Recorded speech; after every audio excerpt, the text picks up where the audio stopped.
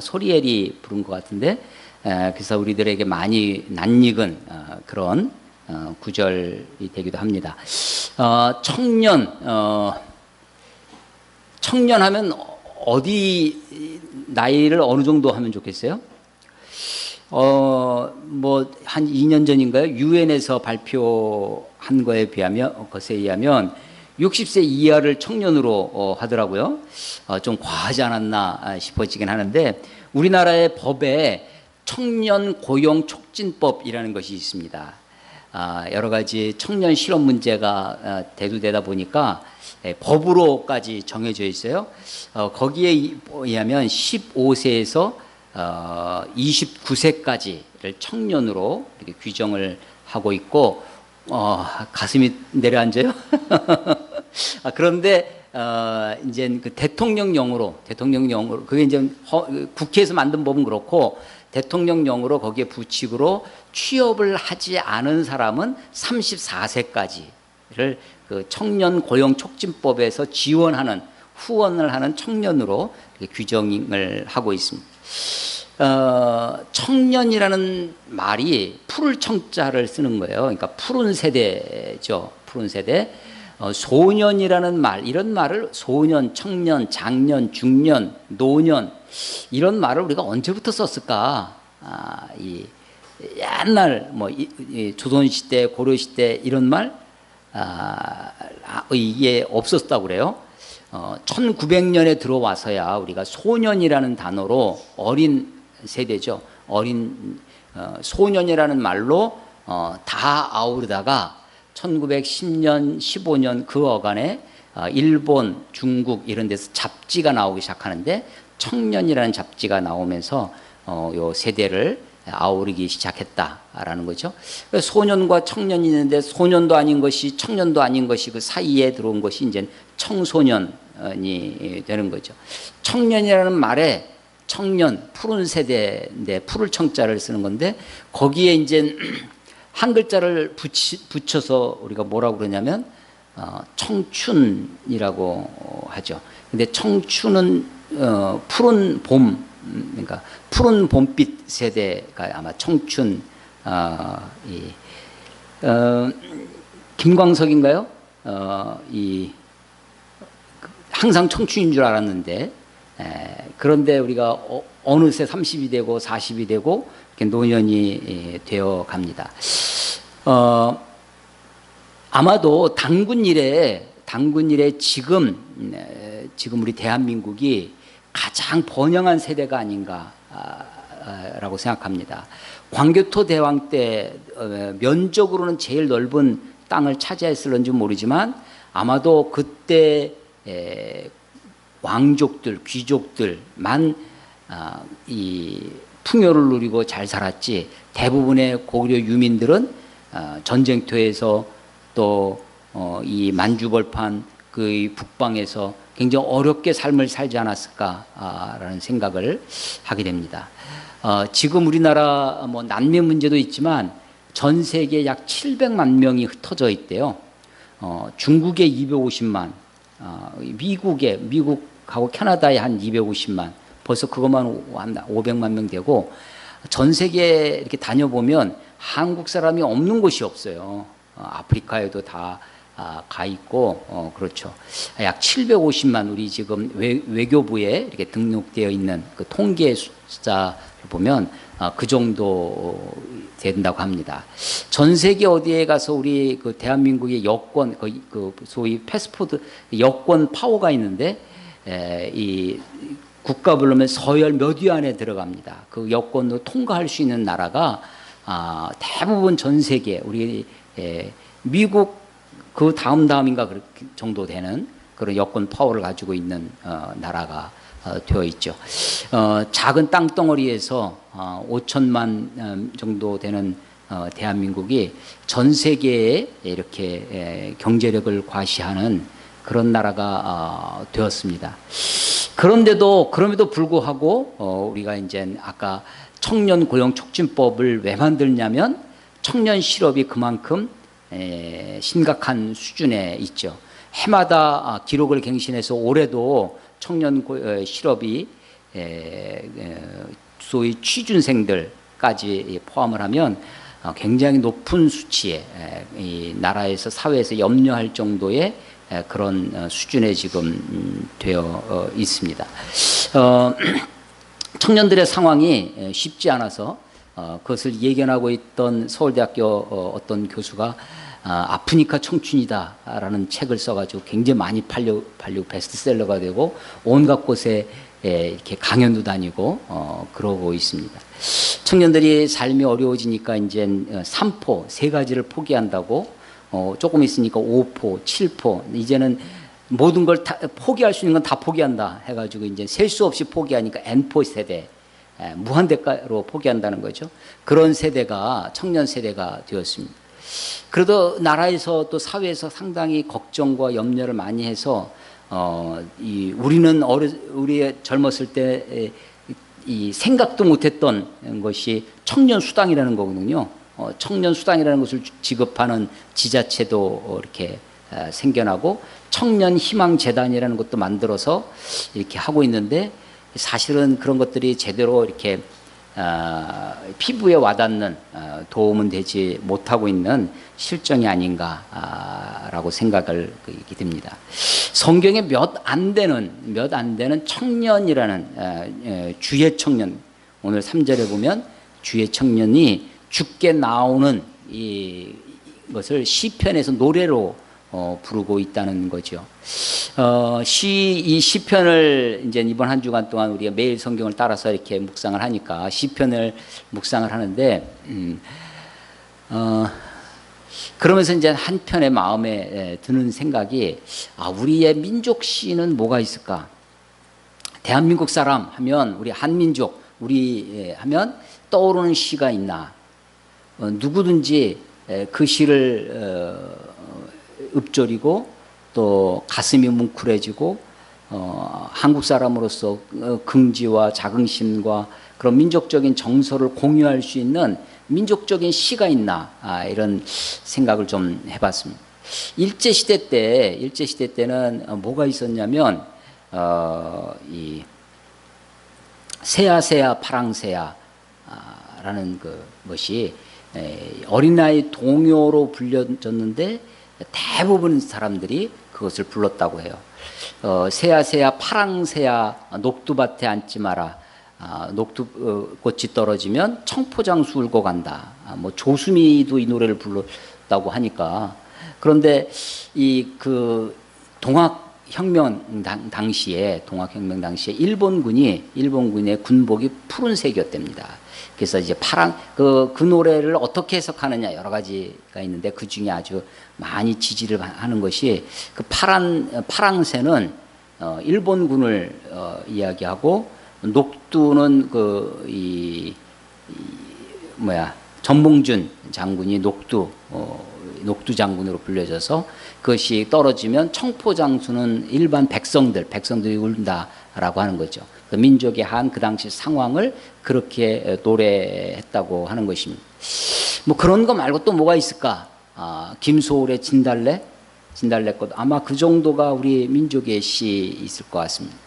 제가 고등학교 1학년 때 처음 국어 시간이 되었습니다. 국어 시간에 읽은 교과서에 있는 거예요. 교과서에 있는 것 중에 청춘예찬이라고 하는 민태환 씨의 수필이 있었어요. 청춘 이는 듣기만 해도 가슴이 설레는 말이다. 뭐 이렇게 시작되어지는 그런 수필인데 그러면서 정말 명수필이라고 생각되어지고 그때 뭐 고등학교 때는 그거 거의 외우다시피 수없이 읽어가지고 그러고 이제 있었죠. 근데 나중에 보니까요, 그 민태환 씨가 그걸 언제 썼냐면 1930년대에 씁니다. 그러니까 1930년대 일제 치하에서 그 어둡고 암울한 조국의 현실 속에 있으면서도 청춘의 그 기상, 청춘의 푸르름을 노래하고 있는 거죠. 당군일의 최대의 번영을 누리고 있는 이 시대에 사실은 청년들 자신도 그렇고 우리 세대가 장년이나 노년이 청년들을 걱정하고 염려하는 그런 시대가 되었습니다.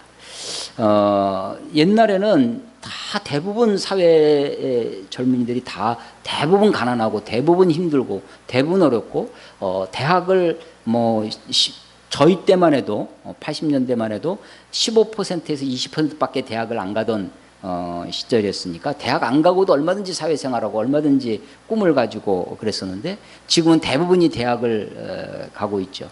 그러면서 소위 소득의 격차라든지 여러 가지 문제가 우리 옛날에는 뭐 최저임금 뭐 이런 거 하나도 없이 살던 먹여주고 재워주고 기술만 가르쳐줘도 내가 일하겠습니다라고 하던 시절이 있었는데 지금은 최저임금이 최대임금이 되어 있고 최저임금 때문에 아주 나라가 시끄럽고 이 소상공인들은 더 어렵다고 그러고 도대체 어떻게 지혜를 모아야 할지 어려운 시대에 살고 있습니다.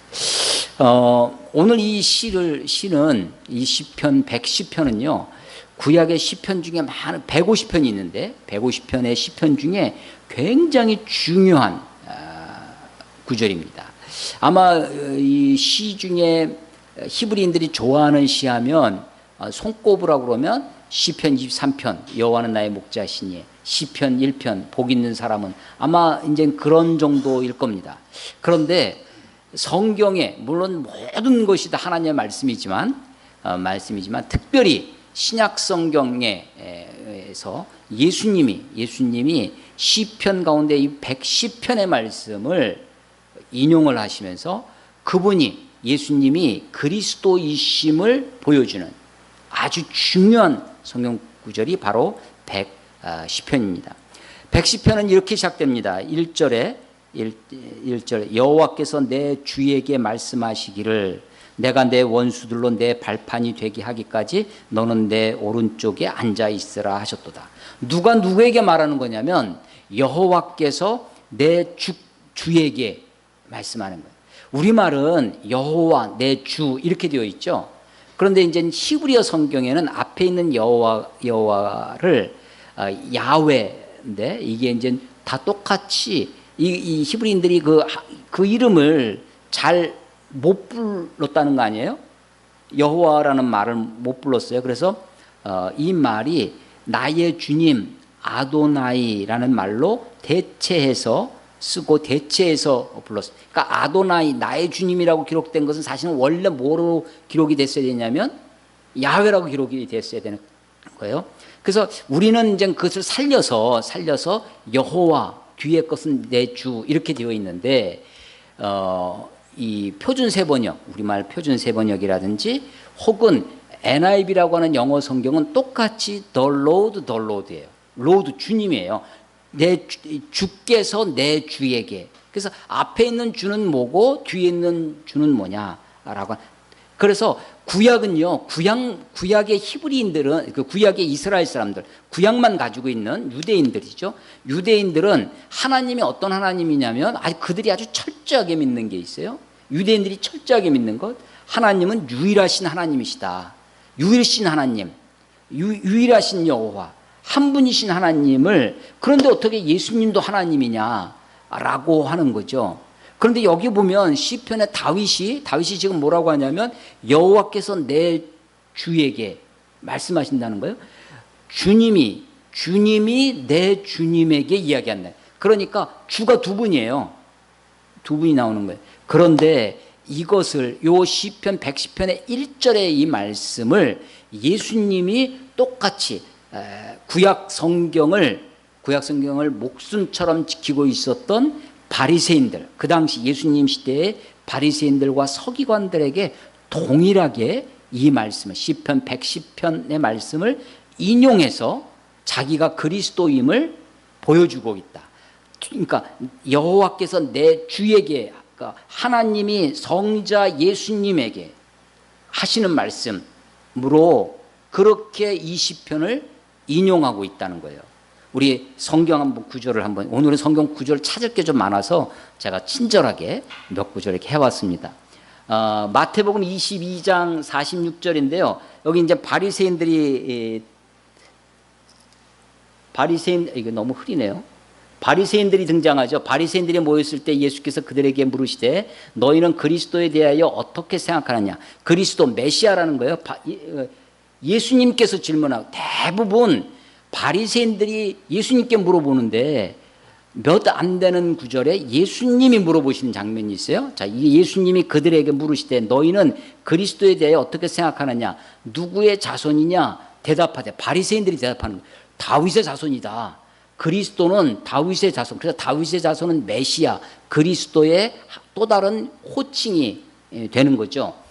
이르시되 43절 그러면 다윗이 성령에 감동되어 어찌 그리스도를 주라 칭하여 말하되 주께서 이게 바로 시편 110편 1절의 말씀이에요. 주께서, 우리말 성경은 여호와께서 내 주에게 이렇게 보면 주께서 내 주께 이르시되 내가 내 원수를 내 발 아래에, 우리 시편은 발판이라고 되어 있는데 발 아래에 둘 때까지 내 우편에 앉아 있으라 하셨도다. 예, 이것이 메시아 구절이에요. 그래서 110편은 메시아시라고 하는 겁니다. 메시아시. 구약 시편 가운데 몇 개의 메시아시가 있는데 대표적인 것이에요. 시편 110편, 시편 2편과 110편이 메시아시로 되어 있습니다. 그래서 내가 주께서 내 주께 이르시되 내가 하나님이에요. 하나님, 성부 하나님이 내 원수, 너의 성자 예수님의 원수를 너의 발 아래 둘 때까지 내 하나님 우편에 앉아 있으라. 그래서 성자 예수님의 모습, 그림이 어떻게 그려지냐면 하나님 보좌 우편에 앉으신 하나님, 내 우편에 계신 주가 되는 거예요. 하나님 우편에 계신 주, 이게 메시아, 성자 하나님. 그러니까 유일신 하나님만 믿고 있던 유대인들에게, 구약만 가지고 있던 그들에게 구약 안에 이위 하나님, 두 분 하나님의 모습을, 두 분 주님의 모습을 볼 수 있는 구절이라고 하는 거죠. 예수님이 지금 마태복음에서 이렇게 얘기하는 거예요. 45절 다윗이 그리스도를 주라 칭하였은즉 어찌 그의 자손이 되겠느냐. 다윗의 자손이라고, 메시아는 다윗의 자손이라고 생각했는데 그 다윗이 이 메시아를 주님이라고 부른다는 거예요. 그러니까 어떻게 다윗의 자손이 되겠느냐라고 예수님이 반문하고 있는 거죠. 그랬더니 한마디도 능히 대답하는 자가 없고 그날부터 감히 그에게 묻는 자도 없었다. 그때까지 예수님께 네가 그리스도냐 그리스도냐 하면서 자꾸 예수님께 물었는데 이 마태복음 22장 예수님의 사역 공생의 마지막 부분이에요. 십자가를 조금 있으면 지러 가셔야 되는데 거기에서 더 이상 그들이 예수님께 질문하지 않았다라고 하는 거죠. 자, 그 주님께서 2편 보겠습니다. 2절, 110편 2절에 보시면 여호와께서 시온에서부터, 예루살렘이죠, 주의 권능의 규를 내보내시리니, 규는요, 규라고도 하고 성경에 규라고도 하고 홀이라고도 합니다. 홀, 지팡이 홀, 지팡이 규라고 해요. 홀, 그래서 두 개를 합쳐서 홀규라고도 합니다. 이거를 홀규. 이게 왕권을 상징하는 지팡이 같은 건데, 이게 이제 에스더서에 같은 데 보면 왕 앞에 나가려면 위패 같이 패가 있어야 됐어요. 그것이 없으면 왕 앞에 그냥 나가면 죽임을 당하는 거죠. 그래서 이 패를 들고 그것에 지팡이 모양이 되어 있어서 옛날에는 그것을 규라고도 하고 홀이라고도 했습니다. 그래서 이 왕권을 상징하는 거예요. 그래서 권능의 규를 내보내시리니, 시온에서부터 하나님의 권능의 지팡이를 펼치시겠다라는 겁니다. 그걸 확장시키겠다라는 거죠. 주는 원수들 중에서 다스리소서라고 하면서 이제 3절 유명한 주의 권능의 날에 주의 백성이 거룩한 옷을 입고 즐거이 헌신하니 새벽 이슬 같은 주의 청년들이 주께 나오는도다. 자, 그 다음에 여호와는 맹세하고 변하지 아니하시리라. 하나님 어떤 분이냐? 하나님이 변함이 없으신 분이에요. 한번 하신 말씀은 정말로 맹세하고 지키시는 그런 하나님이시죠. 그 하나님이 하시는 말씀 4절이에요. 이르시기를 너는 멜기세덱의 서열을 따라 영원한 제사장이라 하셨도다. 멜기세덱이 등장합니다. 이 멜기세덱은 창세기 14장에 나오는 아브라함이 자기 조카 롯이 포로로 잡혀간 것을 쫓아가 가지고 사해 그돌라오메를 비롯한 사해 왕들을 무찌르고 롯과 그 식구들을 찾아오는 구출해 오는 사건이에요. 그리고 돌아오는 길에 멜기세덱이라는 사람이 갑자기 나타납니다. 나타나서 그 아브라함을 영접을 해요. 떡과 포도주. 떡과 포도주하면 우리는 벌떡 떠오르는 게 예수님의 성만찬이잖아요. 그런 것처럼 그 멜기세덱이 아브라함을 영접합니다. 받아주니까 아브라함이 자기 전쟁 노획물, 조금 전에 롯을 구해오면서 전쟁 노획물 중에 10분의 1를 멜기세덱에 바치죠. 그 멜기세덱인데 그 멜기세덱을 지금 얘기하는 거예요. 멜기세덱의 서열을 따라, 멜기세덱을 따라 영원한 제사장이 된다라고 하는 것입니다. 그런데 이 말씀은 히브리서 말씀을 좀 더 봐야 됩니다. 히브리서 말씀 보겠습니다. 그 다음 히브리서 조금 더 넘겨보세요. 예, 히브리서 7장 1절로 4절인데 여기 보시면 이 멜기세덱은 살렘 왕이요. 살렘은 예루살렘, 그 살렘이죠. 예루살렘은 샬롬, 우리 인사할 때 샬롬하고 똑같은 말이에요. 평화라는 겁니다. 그러니까 살렘 왕, 이 말은 평화의 왕이라는 거예요. 지극히 높으신 하나님의 제사장이라. 여러 왕을 쳐서 죽이고 돌아오는 아브라함을 만나 복을 빈 자라. 아브라함이 모든 것의 10분의 1을 그에게 나누어 주니라. 그 이름을 해석하면 면전은 의의 왕이요 그 다음은 살렘 왕이니 곧 평강의 왕이라. 살렘 왕, 평강의 왕은 설명드렸고요. 의의 왕이라는 것은 멜기세덱 할 때 멜레크, 이게 왕이라는 거고요. 멜레크가 왕이고 뒤에 제데크가 의입니다. 정의, 정인데 멜기세덱 그 이름 자체가 의의 왕이라는 거예요. 의의 왕, 이름 자체 뜻이 정의로운 왕, 정의의 왕. 그래서 이 멜기세덱은 살렘 왕이요, 그러니까 평강의 왕이요, 의의 왕이다라고 하는 것입니다. 근데 여기까지는 아브라함 이야기인데 3절에 보시면요, 이 멜기세덱을 설명하는 거예요. 아버지도 없어요. 어머니도 없고 족보도 없고 시작한 날도 없고 생명의 끝도 없어. 하나님의 아들과 닮아서 항상 제사장으로 있느니라. 이 사람이 얼마나 높은가를 생각해 보라. 조상 아브라함도 노량물 중 10분의 1을 그에게 주었느니라. 얼마나 높으면 우리의 믿음의 조상 아브라함이 그에게 10분의 1을 바쳤는데 이 멜기세덱은 아버지도 없고, 그러니까 시작도 없고 끝도 없다는 거예요. 아버지도 없고 어머니도 없고 시작도 없고 끝도 없고 생명의 끝도 없는 하나님의 아들을 닮아서 항상 제사장은요, 종신제, 물론 종신제였죠. 죽으면 끝나는 겁니다. 새로운 제사장이에요. 그런데 이 멜기세덱은 영원한 제사장이에요. 항상 제사장, 그때나 지금이나 과거나 현재나 제사장이라는 거예요. 그래서 영원한 제사장, 그게 시편 110편 4절의 말씀이죠. 하나님이 맹세하고 변하지 않는 분이에요. 그분은. 그런데 그분이 뭐라고 하냐면 너는 누구예요? 너가 하나님 보좌 우편에 계신 여호와께서 내 주에게, 주께서 내 주에게 하는 그 주입니다. 예수님이죠. 예수님, 성자 예수님, 하나님의 아들을 닮아서 옛날 개역 성경, 우리가 지금 가지고 있는 개역 개정판 말고 개역 성경은 하나님의 아들과 방불하여 라고 번역을 했던 거예요. 그래서 하나님의 아들을 닮아서라고 했는데 이 히브리 기자가 유대인의 전통 속에 있어요. 그래서 감히 하나님의 아들이라고 딱 못 박아서 쓰지를 못했어요. 어떤 것 같아요. 그래서 하나님의 아들, 시작도 없고 끝도 없는 우리 사람들과 다른 하나님 분이에요. 그래서 이분이 멜기세덱이 된다는 거예요. 이 멜기세덱이 시편 110편 4절에 보니까 너는 멜기세덱의 서열을 따라 영원한 제사장이라. 예수님을 얘기하는 거죠. 하나님 보좌 우편에 계신 하나님 보좌, 주 우편에, 보좌 우편에 계신 그분이 멜기세덱과 같이 그 서열을 따라 영원한 제사장이 된다. 자, 지금 주의 권능의 날에 주의 백성이 거룩한 옷을 입고 즐거이 헌신하고 새벽 이슬같이 든 주의 친구들이 주 앞에 나오는데 그 주가 어떤 분이냐면 하나님께 영원한 제사장이에요.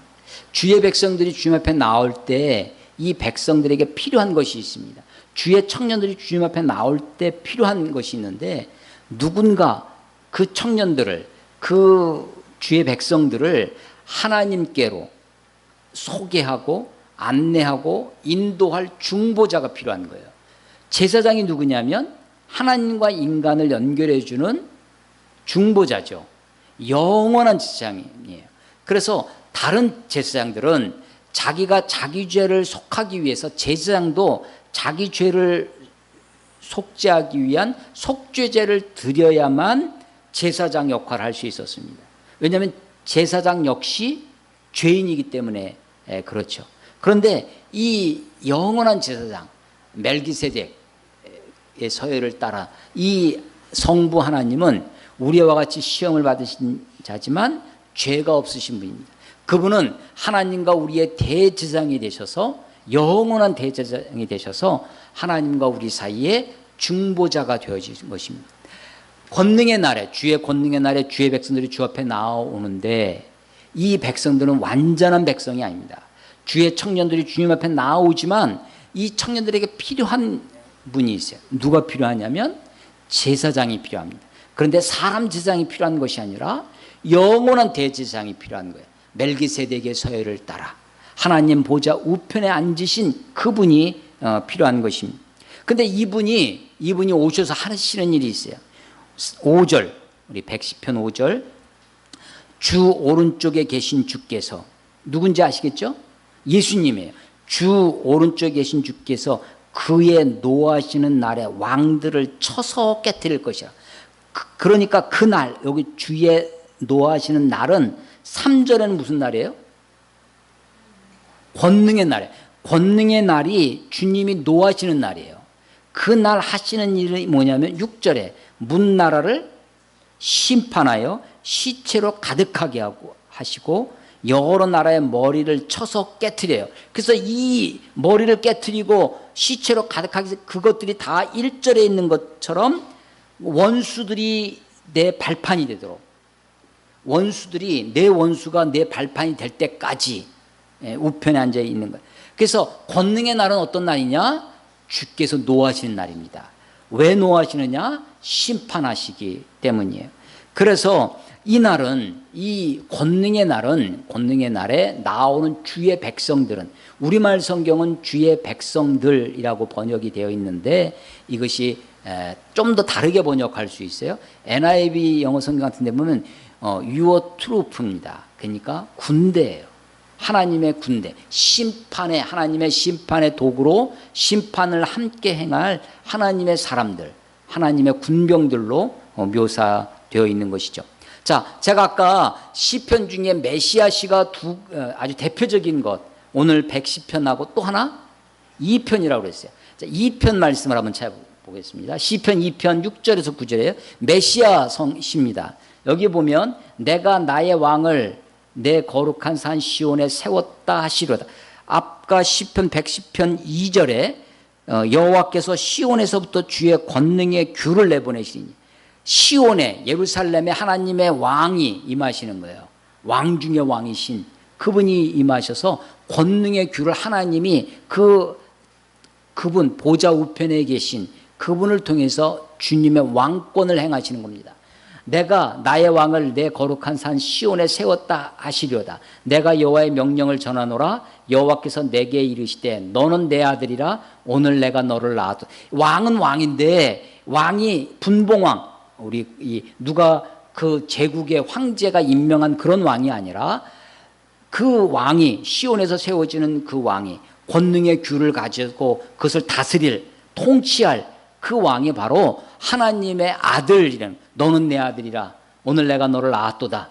8절, 내게 구하라. 내가 이방 나라를 내 유업으로 주리니 내 소유가 땅끝까지 이르로다. 그러니까 이 8절의 구절은 사실은 너는 내게 구하라. 너는 누구예요? 문자적으로는 하나님의 아들, 예수님, 메시아입니다. 메시아가 열방을 구원할 하나님의 구원의 계획, 하나님의 구속의 계획 속에서 주시는 말씀이에요. 근데 우리는 요거를 8절 말씀을 따로 떼어서 우리들에게 나를 하나님의 자녀로 삼으시고 나를 통해서 열방 가운데 하나님의 뜻을 펼치실 것으로 우리가 그렇게 2차적으로 해석을 하고 기도하고 있는 거죠. 그러나 원래의 뜻은, 원래의 의도는 이것은 메시아 구절입니다. 예수님께 하는 거예요. 그런데 구절, 그 메시아가 하시는 일이 뭐냐? 왕권을 시온산에서 나의 왕으로, 하나님의 왕으로 오신 그분이 하시는 뭐냐? 구절이에요. 내가 철장으로 그들을 깨트리며 질그릇같이 부수리로다. 그러니까 그 왕이 오셔서 시온에서부터 오셔서 하시는 일이 뭐냐? 심판이라고 하는 것입니다. 예수님이 이 땅에 오신, 우리가 예수님을 구세주, 세상을 구원해 주실 세이비어, 구세주로 우리 예수님을 믿고 그분을 따릅니다. 구원의 주로 오셨어요. 그러나 그분의 중요한 기능이 있는데 그것은 뭐냐면 다시 오실 그리스도, 그분이 이 땅에 다시 오셔서 이루실, 완성하실 하나님의 나라, 그 완성할 하나님의 나라의 중요한 일이 뭐냐면 그것이 심판이라는 것입니다. 철장으로 질그릇, 톡이 있죠. 질그릇을 와장창하고 토기가 깨어지듯이 질그릇을 깨뜨리시듯이 열방의 왕들을, 군왕들을 다 무찌르시고 그들을 내 원수를 내 발판과 같이 참을 때까지 내 우편에 앉아 있으라 라고 하고 있는 것입니다. 그래서 그 주님의 심판이 문 나라를 심판하여 시체로 가득하게 하시고 여러 나라의 머리를 쳐서 깨뜨리시며, 이렇게 되어 있어요. 이 구절은 다시 요한계시록에도 등장합니다. 우리 요한계시록 구절 한번 보겠습니다.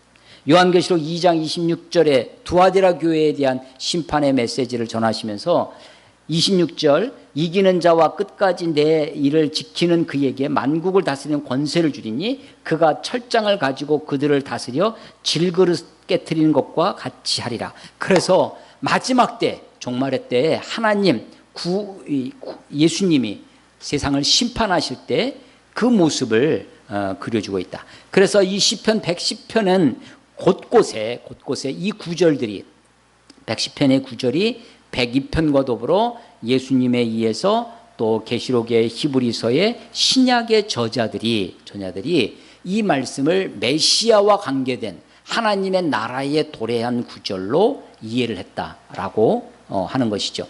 구약 성경이 아주 중요하죠. 구약 성경이. 그러나 이 구약 성경이 중요한 이유는 신약의 저자들이 그것을 어떻게 보았느냐. 유대인의 눈으로 보는 것이 아니라, 유대인의 관점으로 본 것이 아니라 예수님의 관점으로 신약의 저자들이, 그래서 신약 성경을 통해서 구약을 볼 때 구약의 새로운 세계가 우리에게 펼쳐지고 이 말씀이 중요한 역할을 한다라고 하는 것입니다. 자, 예수님이 이 땅에 오셔서 공생애를 마치시고 십자가에 죽으시고 부활하시고 승천하셨습니다. 초대교회 성도 예수님의 제자들이 예루살렘에 모여서 흩어지지 않고 기도하고 있었습니다. 마가의 다락방에서 기도하고 있을 때 사도행전 2장에 보면 그들 가운데 성령이 임하죠. 그래서 그들이 방언을 하고 놀라운 일들이 벌어지는데, 그들이 하늘로부터 성령이 임하는 것을, 비둘기와 같이 성령이 임하는 것을 그들이 다 공동체가, 그 마가 공동체, 마가의 다락방에 있던 공동체가 함께 경험을 합니다. 그때 그들에게 임한 영이 아하, 예수님의 영이구나. 이 영은 거룩한 영인데, 성령이죠. 이 영은 하나님의 영인데 이 영이 예수님의 영이구나라는 것을 알게 됩니다. 사도행전 2장에 이 오순절 성령이 임한 다음에 베드로가 설교하는 장면이 있어요. 이때 장면을 한번 보겠습니다. 사도행전 2장 9절, 2장 25절입니다. 쭉 베드로가 설교를 하다가 다윗이 예수님이죠. 글을 가리켜 이르되 내가 항상 내 앞에 계신 주를 배웠으며 나로 요동하지 않게 하기 위하여 그가 내 우편에 계시다. 예수님이 하나님 보좌 우편에 계신 분. 그래서 시편 110편의 이 말씀에 따라 예수님이, 부활하신 예수님, 그래서 하늘 보좌 우편으로 승귀, 승천하셔서 올라가신 그분. 예. 그래서 스데반이 돌에 맞아 순교할 때 하늘을 우러러보니까 예수님이 하나님 보좌 우편에 서 계시더라. 그 우편에 계신, 그래서 신약의 그리스도인 사도들이 예수님이, 그들이 3년 동안 따라다녔던 이 예수가, 나사렛에서 태어나서 청년기를 보내셨던 이 예수님이, 이분이 바로 하나님의 아들이구나, 하나님 보좌 우편에 앉으셨던 시편 110편의 바로 그분이구나 라고 하는 것을 신약의 기독교인들이, 신약의 그리스도인들이, 첫 1세기 크리스찬들이 예수님을 그렇게 고백했다는 거예요. 그래서 이 시편 110편의 말씀이 신약 초대교회 성도들에게는 중요한 구절이 돼서 예수님을 메시아로, 하나님 보좌 우편에 계신, 내가 내 주에게 말씀하신 주 오른편에 계신 주가 되는 것입니다. 왕권을 가지고 권능의 귀를 가지고 오시는 그분이 되신다라고 하는 것입니다. 자, 앞뒤 구절 시편 110편이 1절부터 7절까지 있는데요. 1절, 2절 그리고 4, 5, 6, 7 이렇게 구절이 다 그분이 하시는 일. 하늘 보좌 우편에 오셔서 그분은 왕으로 임하시고 원수들을 발판으로 삼아 무찌르시고 다시 오셔서 심판하셔서 다 깨부수는 그런 모습으로 그려주는데, 중간에 3절 말씀이 우리가 많이 노래하는 겁니다. 주의 권능의 날에 주의 백성이 거룩한 옷을 입고 즐거이 헌신하니 새벽 이슬 같은 주의 청년들이 주께 나오는도다. 자, 마지막 심판 때 주님이 오셔서 예수님의 역할, 예수님이 이 땅에 하시는 일의 완성은 심판으로 이루어질 것입니다. 재림으로 이루어져서 다시 오신 그분이 세상을 심판하심으로 완성되어질 것입니다. 그 권능의 날, 이 권능의 날에 주의 백성들이 거룩한 옷을 입고 즐거이 헌신하며 주 앞에 나오게 될 것이다. 즐거이 헌신한다. 자발적으로 오는 거예요. 새벽 이슬 같은, 이 새벽 이슬 같은 주의 청년, 굉장히 새벽 이슬하면 깨끗하고 아주 순수하고 그런 느낌이 들죠. 요 새벽 이슬 같은, 그러니까 요 새벽이라는 단어는 사실은 다른 단어로도 바꿔 쓸 수 있는 단어인데, 이게 어머니들의 자궁 있죠. 그래서 새벽 이슬이 열왕기상 17장에 보면 엘리야 선지자가 이스라엘 왕 아합 왕과 대적하기 위하여 이 북왕국 이스라엘에 저주의 선언을 합니다. 그게 뭐냐면, 내가 다시 말하기 전까지 이 땅에 비와 이슬이 내리지 아니하리라. 그 3년 반 동안 비가 오지 않고 이슬이 오지 않습니다. 이스라엘은 농사를 짓는 것 중에 비도, 늦은 비와 이른 비가 있어 비도 오지만 농사에 아주 중요한 것이 이슬이라고 합니다. 일교차 때문에, 높은 일교차 때문에 이슬이 맺히는데, 그 이슬은 소리 없이 내리죠. 그리고 소리 없이 사라집니다. 그런데 그 이슬이 생명의, 그 농작물들이 소리 없이 내리는 이슬, 소리 없이 사라지는 이 이슬 때문에 비가 안 오는데도 농작물이 자란다는 거예요. 그래서 이 새벽 이슬이라는 단어가 어머니들의 생명의 근원, 생명의 보호를 뜻하는 자궁이라고 하는 단어로 그대로 번역이 되기도 합니다. 다른 어떤 성경책은 이거를 새벽 자궁에서 이렇게 번역되어 있는 데도 있어요. 요즘 페미니스트 운동이 굉장히 거세게 지금 한국 사회에 일고 있는데, 거기 보면 자궁이라는 단어를 쓰지 말고 왜 그 아들 자자를 쓰냐, 딸도 임신하는데, 그래서 이제 아들 자자를 쓰지 말고 세포 포자를 써서 포공이라 하자, 이렇게 용어를 바꾸자고 하는 것이 있어요. 근데 그때 아들 자자는 꼭 아들만을 얘기하는 것이 아니라 사람을 이야기하는 거죠. 아기집으로서의 아기들의 궁전, 이 자궁인데, 이 생명의 근원이 되고 생명의 보호 역할을 하는 새벽 이슬 같은 주의 청년들. 이 청년은 군대와 같은 존재입니다. 즐거이 헌신해서 마지막 때 하나님의 심판의 때에 이들이 죽게 나온다라고 하는 것입니다. 이 청년들에게 필요한 것이 있어요. 그것이 제사장입니다. 영원한 제사장. 멜기세덱과 같이 하나님과 사람 사이. 그래서 우리가 주의 군대로 우리 자신을 무장하고 새벽 이슬 같은 주의 청년으로 거룩한 옷을 입어도 그것 자체로 우리가 하나님 앞에 나아갈 수 있는 자가 아무도 없습니다. 마지막 하나님의 심판에서 우리가 이 심판을 면할 자가 아무도 없다라고 하는 거죠. 그래서 우리에게 필요한 것이 있어요. 하나님의 심판 앞에 우리를 변호해 주실 분이 필요합니다. 그게 영원한 제사장이죠. 예수님이 하시는 일입니다. 예수님. 마지막 때에 우리가 하나님의 심판대 앞에 설 때 율법이 우리를 고발할 것입니다. 사탄이 우리를 고발할 것입니다. 우리가 얼마나 죄악 덩어리인지, 우리가 얼마나 악한지, 우리가 얼마나 부정한지를, 그런데 그때 예수님이 우리를 변호해 주실 것입니다. 예수님이 우리의 제사장이, 영원한 제사장이 되어 주신다라고 하는 것이죠. 하나님의 심판의 때에 하나님의 왕들을 쳐서 깨뜨리시고 전부 다 시체로 가득하게 하고 여러 나라의 머리를 쳐서 깨뜨리는데, 그게 6절 말씀입니다. 여러 나라의 머리를 쳐서 깨뜨리는데 7절 길가의 시냇물을 마심으로 그의 머리를 드시리로다. 마지막 구절이 뭐냐면 길가에 시냇물을 마신다는 거예요. 누가 마시는 거냐면 주 우편에 계신 주, 하나님의 아들, 이 아들이 마지막 자기의 거룩한 주의 백성들, 하나님의 주의 청년들, 하나님의 군사들과 함께 심판을 행하시는 거죠. 그 전쟁의 그래서 이 갈증을 이 길가의 시냇물에서 그걸 마신다는 거예요.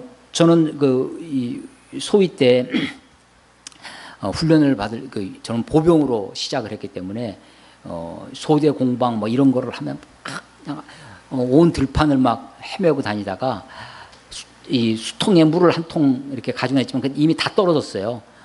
이제 나중에 조금 요령이 생겨서 그걸 어떻게 조절해서 먹는 게 조금 체득이 되던데, 처음에는 이제 그걸 조절 못 하는 거죠. 그러니까 막 갈증이 나니까, 그 나중에 먹을 것이, 마시는 물이 없는데, 논물 있잖아요.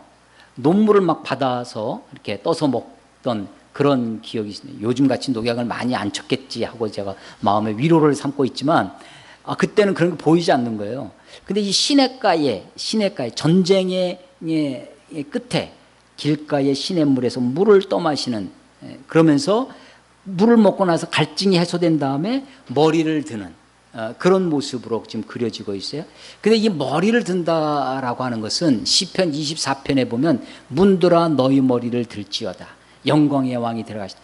감히 우리가 머리를 들지 못하고 그런데 머리를 드는 것, 왕 앞에 머리를 들고 나아갈 수 있는 것.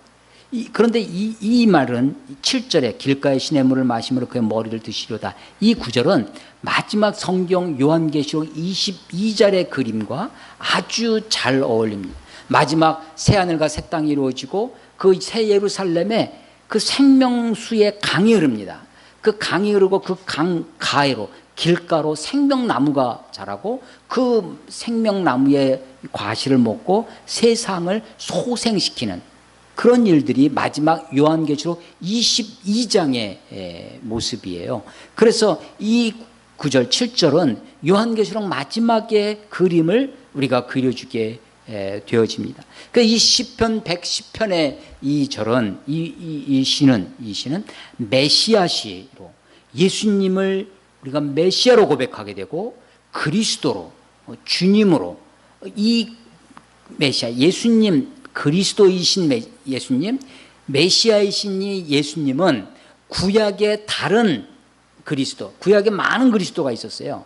많은 메시아가 있었습니다. 기름 부음을 받은 자, 왕이 메시아였었고, 제사장이 메시아였었고, 이 선지자들이 메시아였어요. 기름 부음을 받은 하나님의 일꾼들, 하나님의 권위가 임했던 그런 메시아들과 다른 영원한 대제사장으로 멜기세덱의 서열을 따라 하나님 보좌 우편에 계시는, 그래서 빌립보서 2장에 골로새서의 수많은 신약의 바울 서신에 예수님을 표현하는 것 중에 보좌 우편에 계신 분을 설명하고 있습니다. 그분은 마지막에 심판의 주로 오실 것입니다.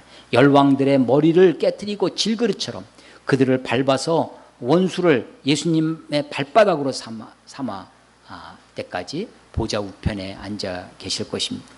시편 2편의 환상처럼, 요한계시록 2장의 그 모습처럼 열왕을 심판하고 하나님의 나라를, 이 땅에 하나님의 나라를 완성하실 분이십니다. 그때 그 마지막 때의 그 권능의 날, 영광의 날이 될 것입니다. 그때 주의 백성들, 어떤 백성들이냐면 거룩한 옷을 입은 백성들입니다.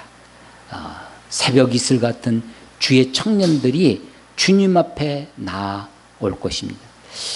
주님 앞에 나아가는 우리에게 꼭 필요한 존재가 우리의 죄를 대신 짊어지시고 우리를 주님 앞에 신원할 하나님의 영원한 제사장 예수 그리스도가 필요한 것입니다. 시편 110편에 다윗의 시로 알려져 있는 이 시가 신약의 1세기 그리스도인 예수님이 부활하고 승천해서 지금 그들에게는 아무도 없었던 것 같지만 그들에게 임한 성령님으로 말미암아 예수님을 하나님의 아들로 영원한 대제사장으로 멜기세덱의 서열을 따른 그런 분으로 믿고 신앙을 고백하며 나의 주 나의 하나님이라고 고백할 수 있었던 구약의 말씀과 신약에 나타나셨던 예수님을 딱 매치시킬 수 있었던 구절, 이것이 바로 시편 110편의 가치입니다. 이것처럼, 이 말씀처럼 우리도 마지막 때에 우리의 영원한 대제사장 예수님을 필요로 합니다. 주님을 따라 그 주님 앞에 즐거이 헌신하는 거룩한 옷을 입고 새벽 이슬과 같은 그런 헌신의 그런 청년들로, 그런 주의 백성들로 주 앞에 서시기를 주의 이름으로 축원합니다. 기도하겠습니다. 하나님 아버지, 은혜를 감사합니다. 하나님의 나라가 이 땅 가운데 우리 가운데 임하실 줄로 믿습니다. 그날은 권능의 날입니다. 그날은 심판의 날이며 하나님의 진노가 임할 그때 하나님의 진노로부터, 주의 심판으로부터 우리가 감히 우리도 주님을 따라 머리를 들 수 있는, 우리를 구원해 주시고 우리의 죄를 다 속해 주실 영원한 대제사장이신 예수님을 우리로 믿게 하시고 알게 하시니 참으로 감사를 드립니다. 하나님, 우리가 주님의 오실 날을 기대합니다. 주님의 심판, 주님의 다시 이 땅에 오실 것을 우리가 고대합니다. 하나님, 우리가 거룩한 주의 백성으로 주 앞에 서게 하시고 새벽 이슬 같은 주의 청년의 모습으로 주 앞에 나아갈 수 있도록 하나님 우리를 축복해 주시고 인도하여 주시옵소서. 예수님 이름으로 감사하며 기도드렸사옵나이다. 아멘.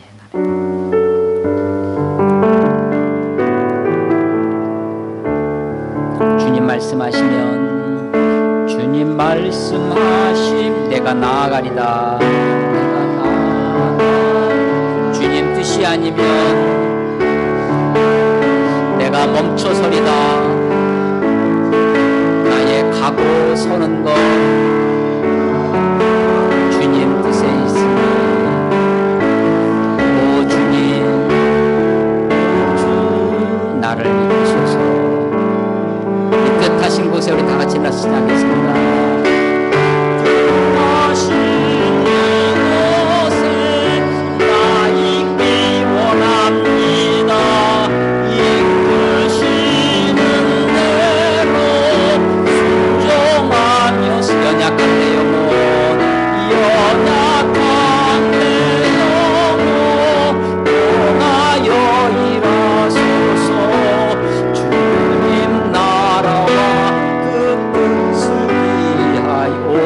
나를 이끄소서.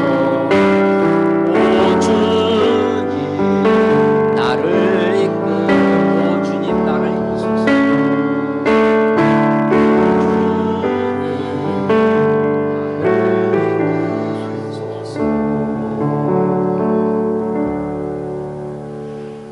지금은 죄와 죽음에서 우리를 구원하신 예수 그리스도의 은혜와 하늘과 땅을 지으시고 지금도 역사하시는 무한하신 하나님의 사랑과 성령의 감화 감동 교통하심이 주의 권능의 날에 나올 새벽 이슬 같은 청년들이 다 되기를 소망하는 교회와 성도들 위해 이제로부터 영원히 함께 하심을 축원하옵나이다. 아멘.